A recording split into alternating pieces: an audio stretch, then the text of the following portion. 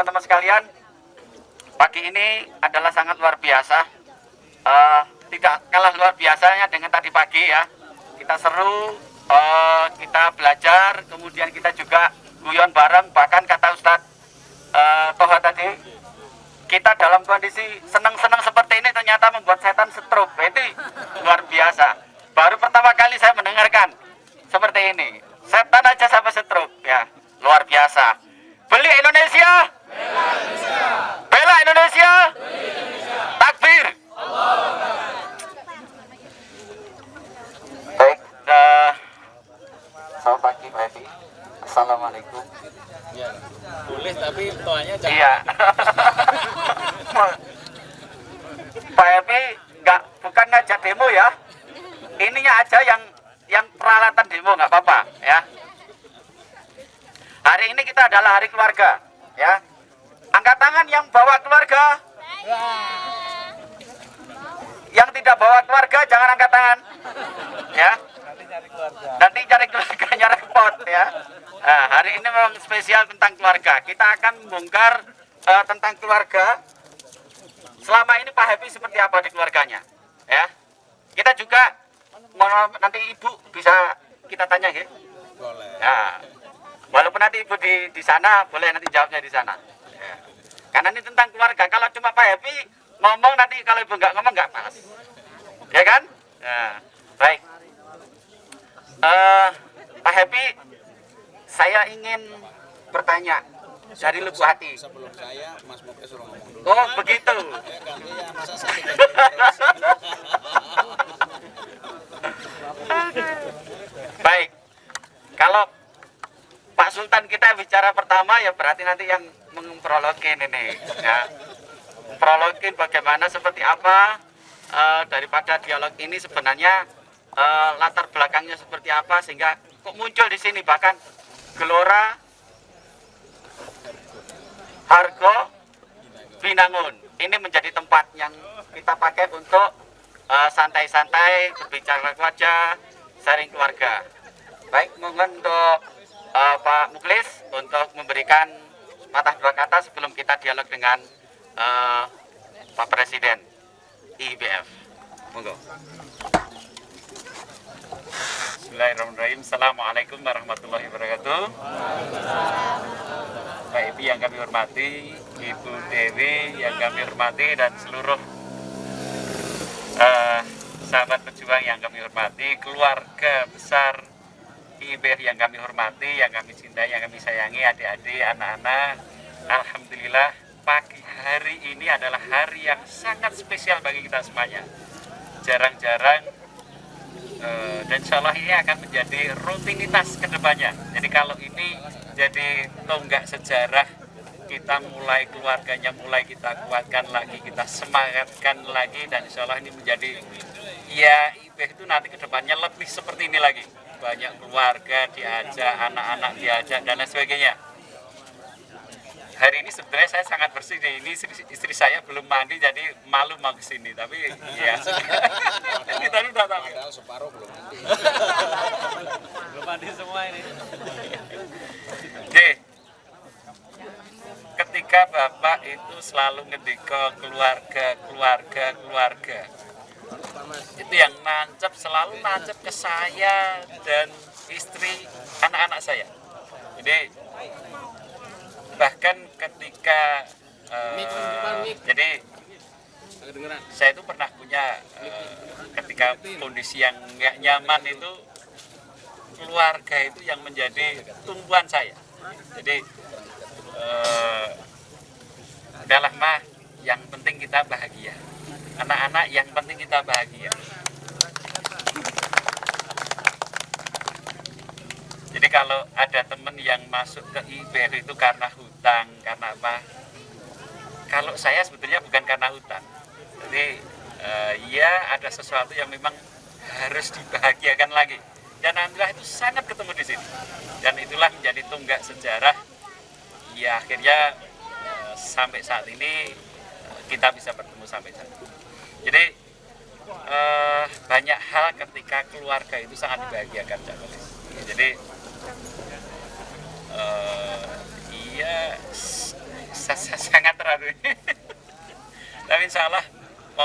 ini saya dan teman-teman saya sangat mengajari nomor satu keluarga ini satu. Makanya tema Silanas kali ini kami dari panitia lebih banyak mengajak yuk keluarga dan insya Allah nanti mungkin hari-hari berikutnya Silanas berikutnya juga seperti itu. Begitu Cak Kelis, prolog dari saya. Baik, prolog dari Pak Muklis. Memang keluarganya luar biasa. Pak Happy, beberapa waktu yang lalu saya dan Pak Presiden itu juga ngadain training. Dan yang kita sentuh juga tentang keluarga.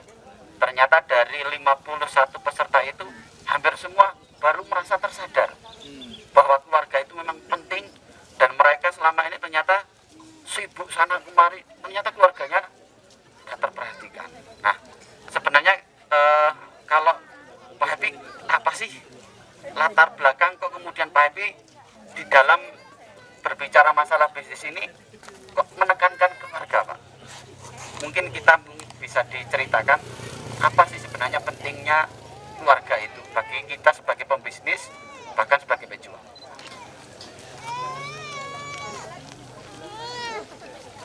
Terima kasih. Bela Indonesia. Bela Indonesia. Siapa kita? Indonesia. Ini harus dilatih nih. Kalau siapa kita? Bangsa Indonesia. Karena bangsa itu penting ternyata ya.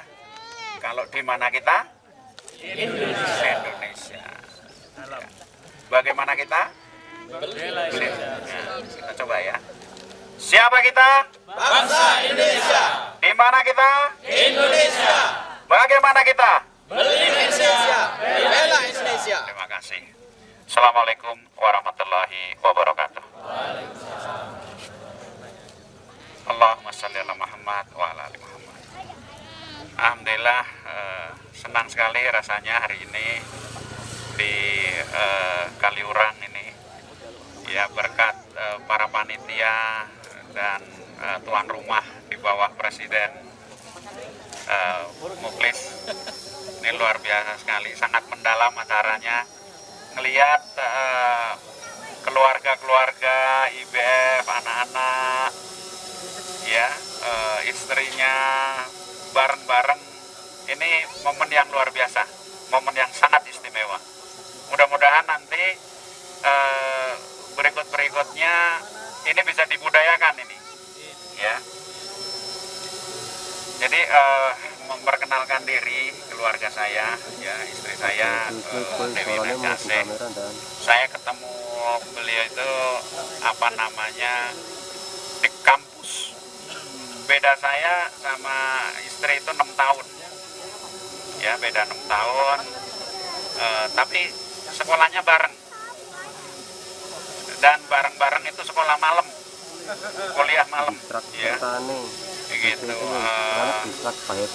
Pertama kali ketemu gitu, karena saya itu telat sekolah, telat kuliah, jadi telat semualah pokoknya.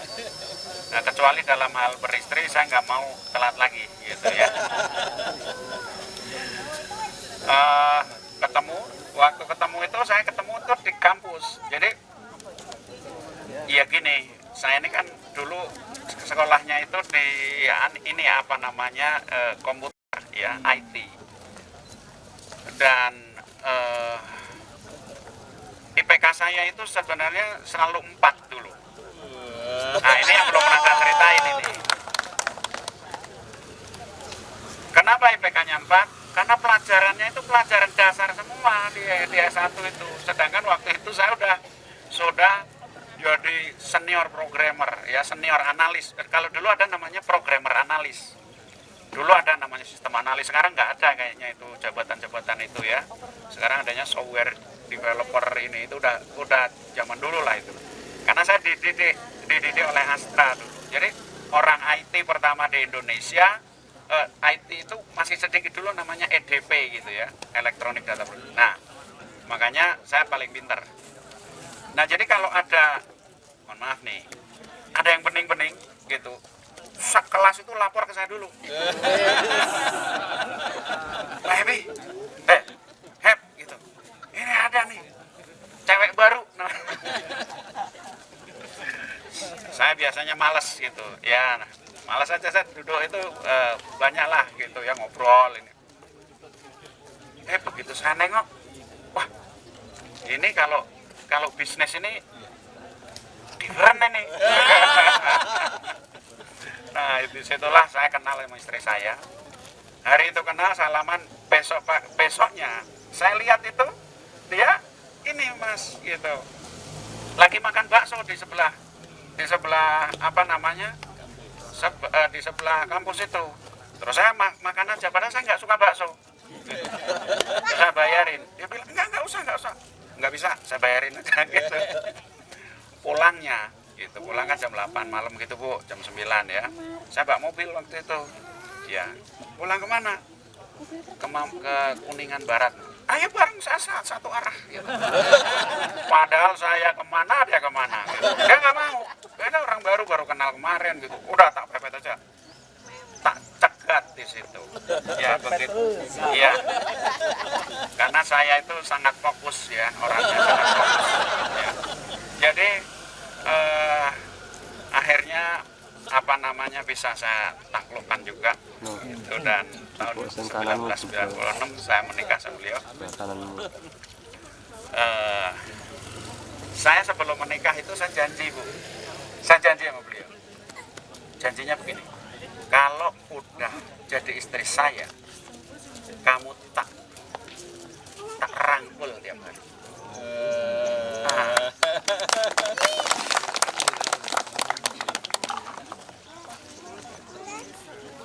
Ya, itu janji yang biasa sebenarnya ya. Dan saya yakin di sini janjinya lebih hebat-hebat lagi. Cuman bedanya, saya buktikan sampai hari ini. Itu bedanya. Iya, istri saya kalau saya cerita begini nggak bisa nggak seneng dia. Nah,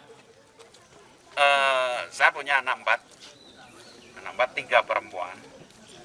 It's not easy, ya. 3 perempuan. Ya, yang banyak punya anak perempuan, ya 1, 2, 3 itu perempuan. Yang terakhir laki-laki. Ya. Punya anak perempuan itu kan deg-degannya lebih banyak, gitu ya kan? Gitu. Nah, hubungan saya dekat, gitu. Saya punya ritual-ritual khusus di rumah, gitu.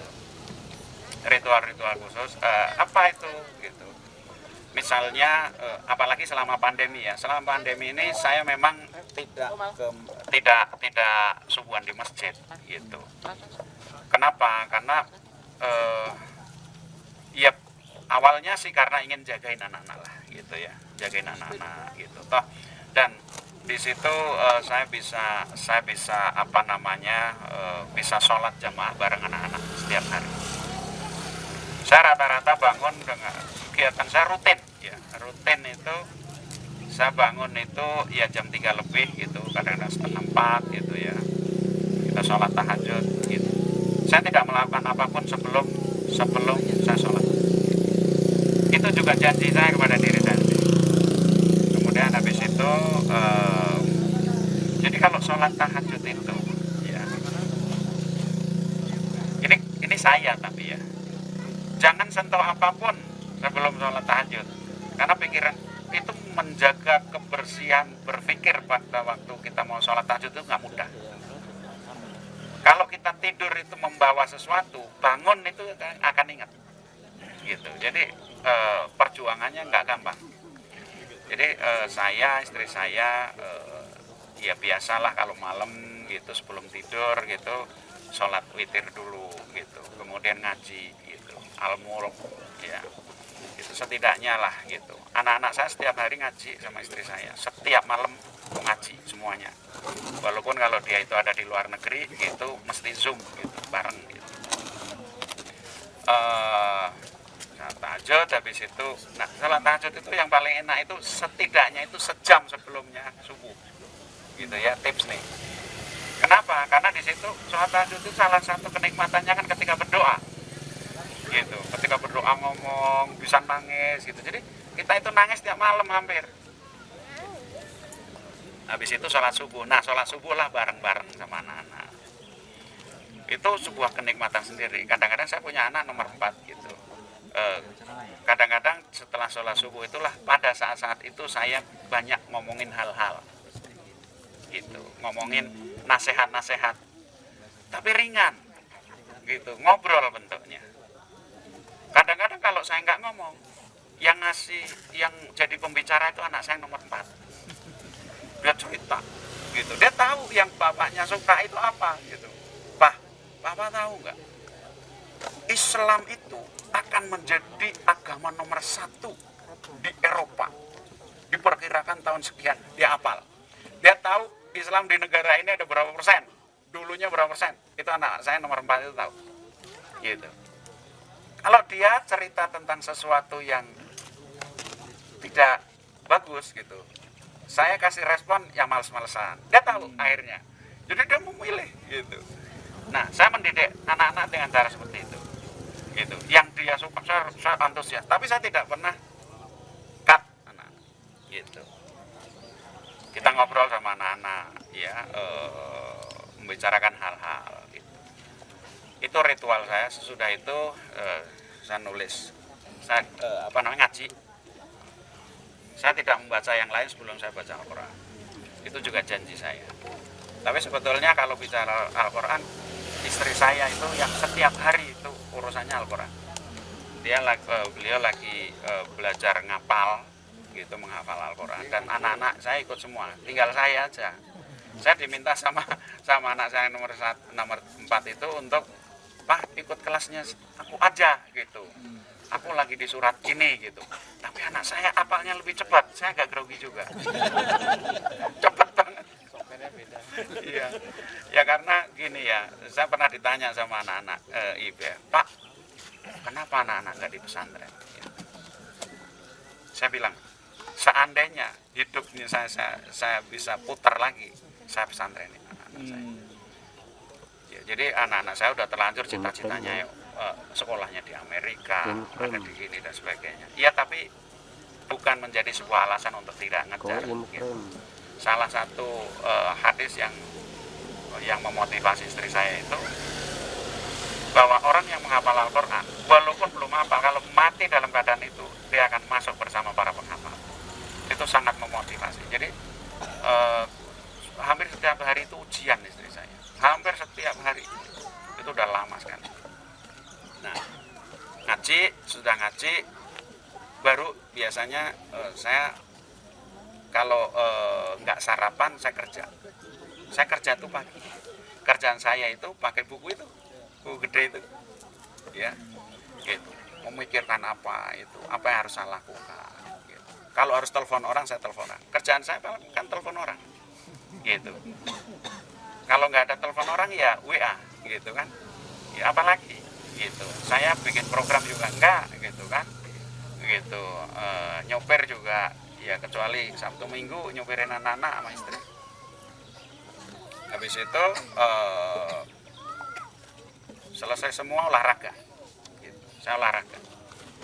Kalau nggak ada apa-apa saya olahraga setiap hari. Kalau nggak olahraga, anak saya juga nanya, Pak, kenapa nggak olahraga? Gitu. Jadi ngingetin juga. Sesudah itu olahraga, saya mandi. Habis itu sholat duha. Semua itu saya lakukan itu. Saya baru selesai itu jam 10. Gitu. Jadi hidup saya habis itu kerjaan saya udah selesai. Saya paling kalau ke kantor ya nanyain gitu. Ya, paling janjian sama orang. Saya sedikit janjian sama orang gitu. Kalau ada yang lagi saya pikirin, saya baca gitu. Saya udah kalau baca itu kayak orang melaparan gitu. Anak-anak saya tuh bingung kalau melihat saya baca gitu.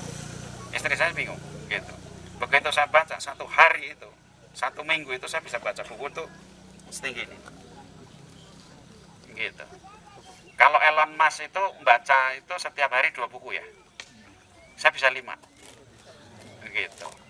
Ya pasti kalau membaca 5 buku, Elon Musk pun pasti enggak lah satu kata itu ya enggak gitu. Karena udah terlalu banyak buku yang kita baca. Jadi kita scanning, kita kira-kira ini sampah, ini enggak, ini larinya kemana. Begitu ada sesuatu yang esensial kita masuk gitu. Kalau menarik cerita, nah gitu kita ikutin kata per kata. Seperti itulah kira-kira ya. Jadi sebetulnya itu kebiasaan yang harus kita bangun semua, ya. Kalau kita itu memilih menjadi pemimpin, Anda nggak bisa mengabaikan itu, nggak bisa. Gitu. Memimpin itu bukan jabatan, bukan Anda menjadi dirut terus jadi pemimpin, itu tidak, belum tentu. Ada pemimpin itu bahkan jadi beban buat yang di bawah. Saya malas ngomongin PCR, gitu ya. Tapi itu contoh, gitu. Jadi memimpin itu adalah sebuah pilihan, gitu. Dan pemimpin-pemimpin di dunia semua gitu, itu belajar. Semua pemimpin itu belajar. Jangan merasa kalau Anda pemimpin berarti Anda yang paling pintar. Anda keliru. Keliru paling besar di situ. Paling besar. Karena justru menjadi pemimpin, kalau Anda lihat mejanya Mahathir Muhammad, itu isinya buku semua. Beda sama pemimpin di negeri kita, isinya cek semua. Ya, makanya dia bisa merubah dunia. Gitu. Nah, itu yang saya lakukan. Saya dengan anak-anak saya punya ritual. Ya, kalau nggak COVID itu, saya jalan paling tidak itu keluar negeri itu 2 kali. Itu sama anak-anak, sama istri. Dan saya setiap 6 bulan gitu ya ke luar negeri, setiap tahun setidaknya saya jalan sama istri saya ke luar negeri sekali, cuma berdua gitu. Nah, ketika saya dengan istri saya dengan anak-anak, saya nggak tahu saya mau diajak kemana gitu. Itu yang ngatur istri saya semua. Bahkan saya nggak tahu bahwa pada hari itu saya harus pergi gitu. Nah, istri saya itu udah booking waktu gitu ya, booking waktu sama Sodek. Biasanya dikasih tahu, Dek, ini Bapak nggak boleh ada acara gitu. Nah, itu udah ya kosong gitu. Ini kok sepi, nggak ada yang ini butuh saya gitu. Wah, rupanya saya udah di booking. Spesial booking. Iya. Ya, jadi saya memang melakukan banyak hal-hal yang besar gitu ya, itu dengan istri saya. Saya melewati hal-hal yang sulit juga dengan istri saya, dengan anak-anak saya. Gitu, saya terbiasa ngomong gitu. Ngomong lah. Kalau saya lagi, bahkan saya nggak nyaman, saya kecapean, itu anak-anak saya tahu. Gitu. Bahkan dia di luar negeri dia tahu. Gitu. Saya sangat dekat dengan istri dan anak-anak saya. Dan menurut saya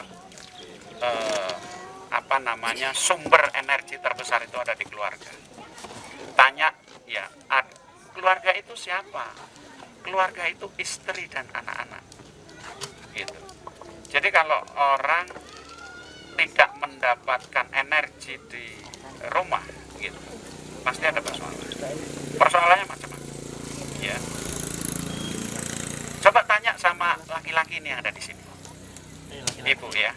Tanya begini, ini yang gede-gede, yang badannya gede-gede. Coba lihat, tanya sama dia.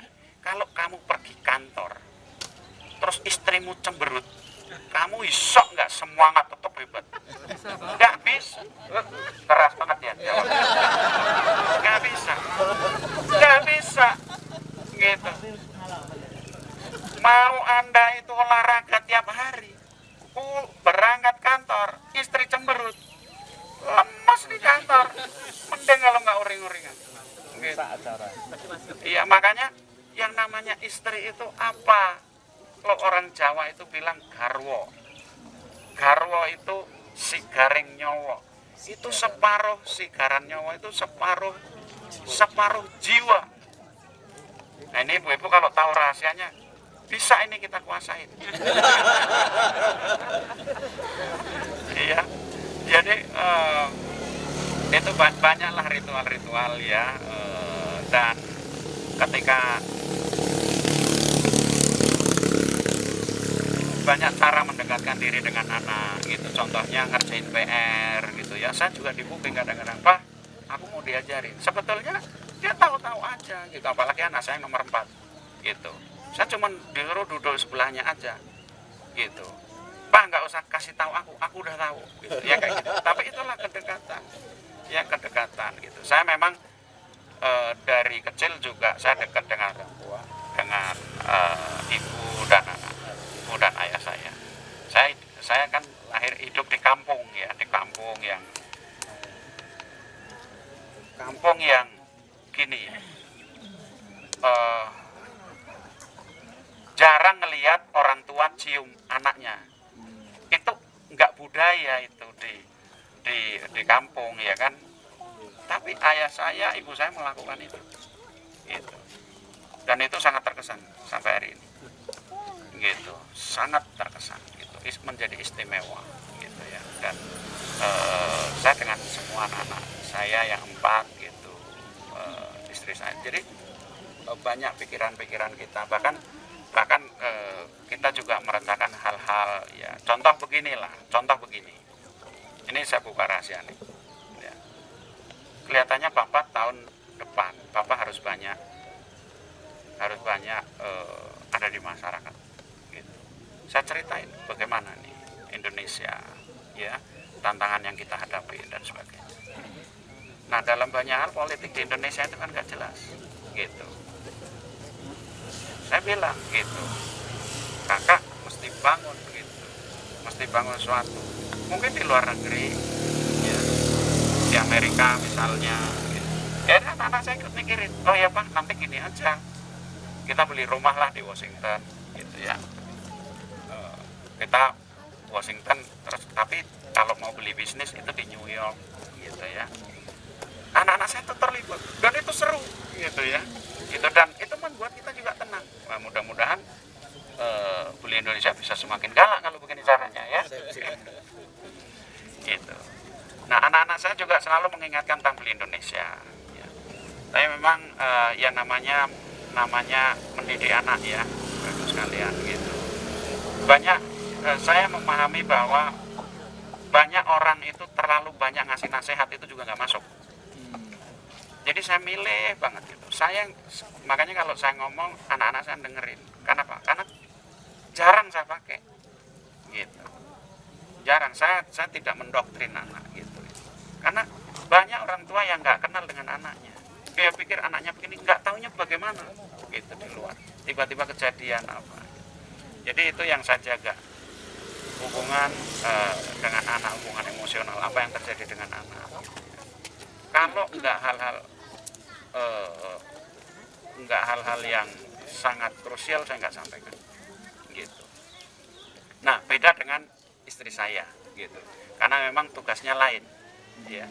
Jadi kalau istri saya ya itu, kalau saya itu, kalau senjata itu saya pakainya itu tank gitu kan. Tank kan nggak bisa nembakin terus gitu, nembaknya itu fokus target gitu. Tapi kalau istri saya itu mitraliur gitu. Wah, ini begitu, ada tugasnya sendiri-sendiri ya. Jadi jangan istri jadi mitraliur, ayahnya jadi mitraliur juga. Akhirnya sama-sama kehabisan peluru nanti gitu. Nah, itulah saya dengan anak-anak saya. Makanya banyak kita perlu gini, hal-hal seperti ini ya. Kita ini bisa dekat dengan orang ya. Kata Rasulullah, kamu kenal sama orang itu kalau tandanya itu ada berapa? 3 kan? 1, perjalanan bareng. 2, berdagang ya. Ketiga apa, Bu? Malam susah. Bermalam. Malam sabar. Ya, sabar sama benar. Nah, maksud saya ini bisa dekat dengan orang aja pakai jalan bareng gitu. Kenapa dengan keluarga tidak gitu? Makanya ini jadiin ritual gitu, hal yang seperti ini ya. Ini karena kita COVID aja ya. Saya makanya kemarin ke Labuan Bajo, Bu, waduh seru banget deh gitu, sama anak-anak kita nyewa kapal gitu, cuman berenam gitu kan. Saya istri saya, anak saya 4 gitu, kita dilayani oleh 7 kru gitu ya. Itu kapal itu untuk 28 orang sebetulnya ya. Nah, mungkin ini harus ada Beli Indonesia Labuan Bajo ini ya, kelihatannya Saya keliling ya, mana sih tempat eksotik di dunia. Insya Allah udah lebih banyak saya yang ke situ daripada yang enggak gitu. Contoh di Yunani ya, di Yunani itu ada Santorini gitu. Wah, itu Santorini itu luar biasa lah. Kemudian yang paling dekat itu Maldives ya. Maldives itu khusus untuk orang-orang yang honeymoon. Dan positioningnya luar biasa. Jadi kita begitu masuk ke ini Mas, masuk ke mana? Ke airport. Itu udah selamat berbulan madu. Jadi begitu, nggak tahu Anda berdua sama Ustadz Farid, salamnya begitu. Emang positioningnya begitu. Orang-orang saya udah semua. Tetapi yang saya lihat itu Labuan Bajo itu lebih hebat daripada itu semua. Jadi kita ini punya, ya. Jadi makanya nggak usah ke Maldives dulu lah, nggak usah ke Santorini, ya. Labuan Bajo aja insya Allah ya. Nah ini kedekatan dengan keluarga. Ya kalau keluarganya hebat, kita ini, apalagi ini laki-laki ya. Kalau keluarganya itu hebat, ya. Kalau keluarganya tetap tersenyum, ya. Sesusah apapun itu kita, gitu ya. Itu worth it gitu, ada gunanya gitu. Jadi kita doa juga enak, ya Allah, nggak apa-apa ya Allah, aku kehujanan, nggak apa-apa ya Allah, aku susah, nggak apa-apa, aku dikejar-kejar orang, tapi terima kasih ya Allah, Engkau telah bahagiakan keluarga. Jadi keluarga nggak usah kesentuh, nggak usah ikut kesentuh, itu energi yang paling besar. Nah, ternyata masalah keluarga ini dibicarakan atau tidak itu menjadi nilai-nilai yang universal, nilai-nilai yang berlaku di seluruh dunia. Makanya dulu ketika pemilihan presiden di Amerika itu ada calon wakil presiden namanya Sarah Palin. Dia goncang ya, elektabilitasnya langsung habis karena ketahuan anaknya itu hamil di luar nikah. Itu di Amerika gitu. Ternyata keluarga masih menjadi ukuran. Jadi dia bilang, dong keluarganya kamu aja begitu, gimana mengurus negara gitu. Nah makanya hari ini buat bapak-bapak nih terutama, ya gimana kamu mau ngurus perusahaan, keluargamu aja begitu gitu. Karena bangun perusahaan itu, bangun bisnis itu ya sebetulnya yang dibangun itu orang gitu. Orang, kita bangun orang, nah orang-orangnya itu yang bangun bisnis gitu ya. Pak gimana kalau sendirian? Ya tetap orang, orangnya itu kamu itu gitu. Maka kita harus selalu invest in ourselves, invest in our family before you invest in your business. Jadi kita itu harus berinvestasi pada diri sendiri. Gimana caranya? Belajar. Gimana caranya? Ngaji. Gimana caranya? Melalui menimba pengalaman baik pada orang lain maupun pada diri sendiri. Kita juga harus invest kepada keluarga kita. Bagaimana kita ini bisa menyempatkan waktu kita untuk anak kita. Contoh nih bapak-bapak, bagi rapot, saya bagi rapot itu selalu hadir. Anak saya Kataman itu hadir, gitu. Banyak anak temannya anak saya itu ketika Kataman Al-Quran, ya nangis semua orang tua. Yang datang itu membantunya, gitu. Susternya seragamnya lebih bagus daripada yang lain, gitu ya. Tetapi satu yang tidak terjadi, orang tuanya melewatkan investasi terbesar dalam hidup. Gitu. Nah makanya mudah-mudahan ini ya, hari ini bagi para suami ini investasi besar juga bagi kalian karena mengajak istri-istrinya dan anak-anaknya. Inilah investasi yang kita harus lakukan di keluarga. Satu Pak, istrinya Pak. Istrinya satu Pak. Ya istrinya 2 orang kan ada istri-istri.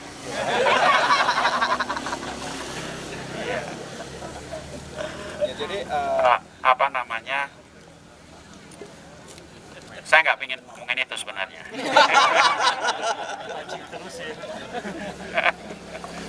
Ya apalagi ya itu kan pilihan ya, jadi pilihan. Kan istri satu juga sunatullah juga, sunnah Rasul juga. Ya. Karena Rasul ini kan bisa ditiru oleh semua orang. Orang yang kaya bisa, orang yang miskin bisa, karena Rasul pernah. Bagi pemimpin besar Bisa, sangat. rakyat bisa, kemudian bagi pedagang bisa, tentara bisa, orang yang istrinya banyak bisa, istrinya satu Bisa benar. bisa, karena ada masa yang luar biasa ya, masa Khadijah itu istrinya. Jadi Rasul itu lengkap gitu, jangan ngaku sunnah itu kalau banyak gitu. Kita juga sunnah juga. Ya jangan kecil hati mas. Itu ya. Jadi invest in yourself, invest in your family. Sesudah itu baru invest in your business. Itu mungkin sebagai pengantar. Terima kasih. Assalamualaikum warahmatullahi wabarakatuh. Luar biasa. Sudah dapat gambaran bagaimana keluarga Pak Happy? Sangat dapat. Sudah ya? Siapa yang hari ini mendapatkan ilmu yang luar biasa? Katakan saya. Masya Allah, Pak Happy luar biasa lah ceritanya. Makanya saya ternyata baru bisa tahu jawabannya. Kenapa setiap kali Pak Happy cerita itu selalu enak didengar begitu. Ternyata kalau pas cerita Pak Happy juga bacanya lengkap Pak ya. Kata per kata begitu. Baik. Terima kasih teman-teman sekalian. Terima kasih pada Pak Happy yang telah mau bercerita bagaimana keluarga dan bagaimana bersama-sama meraih surganya. Dan kita insya Allah akan coba untuk kembali nanti ke rumah untuk mencontoh panjenengan, Pak Happy dan Ibu. Baik Bapak Ibu sekalian, untuk acara family sharing pagi ini saya sampaikan kepada antum semuanya. Terima kasih atas perhatiannya. Semoga Allah memudahkan kita. Amin. Semoga Allah menyukseskan kita. Amin. Semoga Allah mengumpulkan kita di surganya. Amin. Baik, dari saya Cak Kholis minta maaf kalau ada kesalahan, dan kita tutup sering pada pagi ini dengan doa kafaratul majelis. Subhanakallahumma wa bihamdik asyhadu an la ilaha illa anta astaghfiruka wa atubu ilaik. Assalamualaikum warahmatullahi wabarakatuh. Beli Indonesia.